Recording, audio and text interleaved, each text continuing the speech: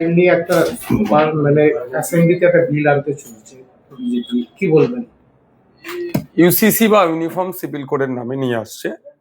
এই বিলের অবশ্যই আমরা বিরোধিতা করবই, কারণ এক দেশ এক আইন স্লোগান যেটা তুললেও এই দেশে ভিন্ন মতের, ভিন্ন জাতের, ভিন্ন বর্ণের, ভিন্ন সমাজের, ভিন্ন ভাষার মানুষ বসবাস করে। এই দেশে এটা মহত্ব, ঐতিহ্য।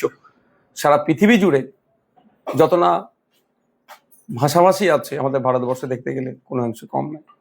যে চাপিয়ে দেওয়ার যে সংখ্যাগরিষ্ঠতার সুযোগ নিয়ে, মানে সংখ্যাগরিষ্ঠ গণতন্ত্রের আস্ফলন কোনোভাবেই মেনে নেওয়া যায় না। অবশ্যই আমরা বিরোধিতা করব, কারণ এই ইউনিফর্ম সিভিল কোডের মাধ্যমে যদি নিয়ে আসে তাহলে আর্টিকেল 25, আর্টিকেল 26, আর্টিকেল 29 পর্যন্ত আক্রান্ত হবে।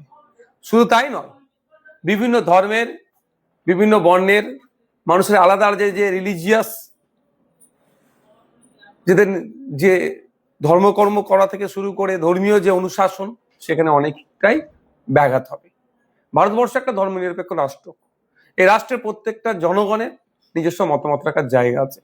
এই রাষ্ট্র একটা মহান যে সংবিধান আমাদের উপহার দিয়েছে, সেই সংবিধানের বলে কেউ যদি ধর্ম নাম পালন করতে চায় সেও মাথা তুলে বাঁচতে পারবে। কেউ হিন্দু, কেউ মুসলমান, কেউ খ্রিস্টান, কেউ জৈন, যে যে ধর্মটা প্র্যাকটিস করতে চাক না কেন, এক্সটেন্ড করতে চাক না কেন, সেটাও রাইট এই সংবিধান আমাদের দিয়েছে। কিন্তু সেটাকে যারা ভায়োলেট করতে চাইছে তাদের বিরুদ্ধে আমাদের গণতন্ত্র রক্ষার লড়াই গণতান্ত্রিক প্রক্রিয়ায় চলবে। 3 তালাকটাকে কি আপনি মানেন? দেখুন, ব্যাপারটা হচ্ছে এটা তো সমস্তটাই তো ব্যাখ্যাটাই অপব্যাখ্যা হয়, আসল তো ব্যাখ্যা হয় না। তালাক নিয়ে একটা ডিবেট হোক, তাহলে কয়েক ঘন্টা লাগবে। যে তালাকটা যেমন আছে তার এগেনস্টে মানে যদি আরবিক ভাষায় বলা হয় খোলা, মহিলাদেরকেও রাইট দেওয়া আছে। মহিলাদেরকে ইসলাম ধর্মে অধিকার দিয়েছে, যদি তার স্বামী, যে একটা স্বামীর যে সংজ্ঞা হয় তার বাইরে যদি চলে, সেক্ষেত্রে সে স্বামীর কাছ থেকে পরিত্রাণ পেতে পারে। তার নামটা খোলা। তালাকটা কি? তালাকটা হচ্ছে ডিভোর্স। এটাকে যেন অ্যাটম বোম হিসাবে দেখানো হচ্ছে, পরমাণু বোম হিসাবে দেখানো হচ্ছে। ব্যাপারটা কিছুই নয়। এটাকে শুধুমাত্র সংখ্যালঘু আর বিশেষ করে মুসলিম সম্প্রদায়কে দেগে দেওয়ার জন্য এই ধরনের একটা আস্ফলন তৈরি করা হচ্ছে, একটা ন্যারেটিভ তৈরি করা হচ্ছে। এই যে মানে মহিলাদের যে সম্পত্তিটা সমানভাবে যে বন্টন, এই বিষয়টাকে কি আপনি মানেন?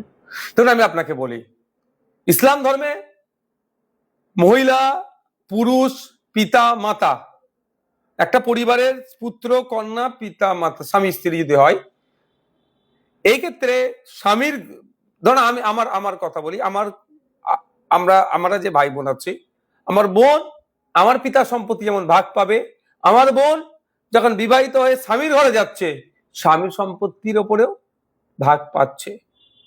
এটা ইসলাম ধর্মের যে পার্সোনাল যে ল যেটাকে বলা হয় সেটাতে আছে, কিন্তু অন্যান্য ধর্মীয় পার্সোনাল লতে কিন্তু এটা উল্লেখ করা নাই। সে হিসাব করলে দেখা যাবে যে কোনো অংশে তার সম্পত্তি সমপরিমাণ কম হচ্ছে না।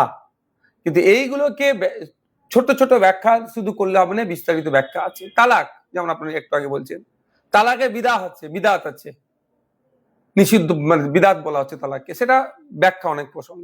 ব্যাপারটা হচ্ছে, আমি একটা কথা বলি, দরকার এখন আমাদের ইউনাইটেড হওয়ার, ইউনিফাইড করার চেষ্টা করছে। দরকার আমাদের এই মুহূর্তে যে ভাই পেট্রোলের দাম কমবে বলেছিলেন আপনারা যখন সরকারে ছিলেন, এই যখন বিরোধিতা আসনে ছিলেন, তখন আপনারা বলেছিলেন কি, দিল্লিকে দেখিয়েছিলেন আর কটা রাজ্যকে দেখিয়েছিলেন যে পশ্চিমবাংলায় বিজেপি ক্ষমতায় আসলে ওই রাজ্যের মতো পেট্রোল ডিজেলের দাম হবে। এখনো 2 মাস হতে চলেছে, সরকার সে দাম কমায়নি। বলেছিল 450 টাকা গ্যাস দেবো, সে দিতে ব্যর্থ। বলেছিল মহিলাদেরকে লক্ষ্মীর ভান্ডার দেবো, আর আজকে তারা 1 কোটি মহিলাকে টার্গেট করছে দেওয়ার, কারণ 36,000 কোটি টাকা বরাদ্দ করা হয়েছে। 3,000 টাকা করে একটা মহিলা মাসে 36,000 টাকা পাবে। 36,000 টাকা মানে 1 কোটি মহিলা মানে 36,000 কোটি টাকা। তাহলে ওই যে ছাঁটাই হচ্ছে, এই মধ্যে যখন মানুষের মধ্যে ক্ষোভ তৈরি হচ্ছে, হকার উচ্ছেদ করে দিয়ে গরিব মানুষদের পেটে যেভাবে আঘাত দেওয়া হচ্ছে, নির্বিচারে তাদের বাসস্থান, কর্মস্থান যেভাবে ধ্বংস করাচ্ছে, যখন মানুষ ক্ষোভের যখন বহিঃপ্রকাশ হচ্ছে, সেই সময় এই ইউসিসি নিয়ে এসে এইটাকে মুসলমানদেরকে দাবিয়ে রাখা হচ্ছে, মুসলমানদের উপর চাপ তৈরি করা হচ্ছে, এর নাম দিয়ে কিছু ক্ষোভকে প্রশমিত করার চেষ্টা করছে। তবে একটা কথা বলবো, আর্টিকেল 44 এটা গল্প শোনাবে, সেই ডিবেট গুলোকেও দেখতে হবে আর্টিকেল 44 কিসের বেসিসে ডিবেট হয়েছিল।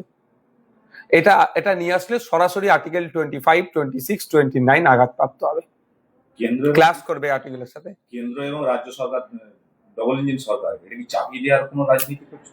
দেখুন, একটা কথা বলি, আমি আবারও বলছি, সংখ্যাগরিষ্ঠ গণতন্ত্রের আস্ফলন ছাড়া এটার কিছুই নয়, যেটা এটার ফিউচারটা খারাপ ছাড়া ভালো নেই। আজকে আপনারা দেখুন, এই সংখ্যাগরিষ্ঠ সংখ্যালঘু লড়াই, যে হিন্দু মুসলমান লড়াই লাগিয়ে দিয়ে দেখুন, আজকে অযোধ্যা মন্দিরের থেকে চুরি হয়ে গেল, সেই না উচ্চবাচ্য সেই অর্থে আছে? একটা মন্দির থেকে এত কোটি টাকার সম্পত্তি চুরি হয়ে যাচ্ছে, কোনো উচ্চবাচ্য আছে? মানে এটাকেও একটা এমন জায়গায় নিয়ে যে দাঁড় করাচ্ছে যে অন্যায়টাকেও নাই বলে মানতে হবে, কারণ তো মুসলমানদের উপরে তো অত্যাচার চলছে, মুসলমানদেরকে টাইট করছে। আরে মুসলমানদেরকে টাইট করতে যে অন্য সমাজের মানুষও টাইট হয়ে যাচ্ছে।